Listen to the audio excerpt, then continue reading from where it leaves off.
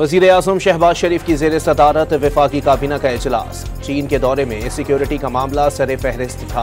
इजलास से वज़ीर-ए-आज़म का खिताब, बहुत जल्द आला सतह के चीनी वफ्द की पाकिस्तान आमद की नवीद भी सुना दी। जंग नहीं अमन चाहते हैं, वफाकी वज़ीर इत्तलात अता ताहर का ऐलान। वाज़ेह किया, मशरिक़ वस्ता पाकिस्तान को इत्तेहादी समझता है।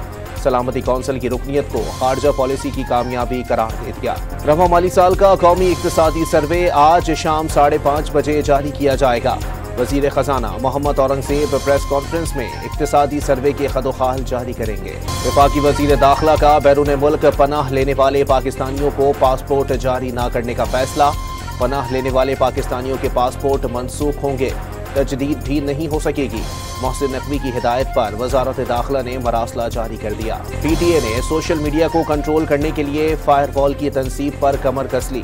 इंटरनेट फराहम करने वाली कंपनियों से बातचीत शुरू कर दी। फायरवॉल खुसूसी फीचर डीप पैकेट इंस्पेक्शन की सलाहियत की हामिल हो। PTI हुकूमत में आने के लिए बेसाखियां ढूंढ रही है। गवर्नर खैबर पख्तूनख्वा फैसल करीम कुंडी का दावा। वज़ीर आला अली अमीन गंडापुर के बयानात उनकी मजबूरी करार दे दिए।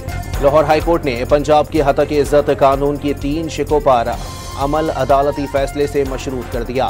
बगैर सबूत के हतक इज्जत का दावा दायर करने, ट्रिब्यूनल की तश्कील में हुकूमती किरदार और असम्बली की कार्रवाई से हतक इज्जत के इस्तिस्ना से मुताल्लिक शिकों पर दरखास्त के हतमी फैसले तक अमल दरामद न करने का हुक्म। इस्लामाबाद की अदालत में बानी PTI और बुशरा बीबी की इद्दत निकाह केस में फैसले के खिलाफ अपील की समात।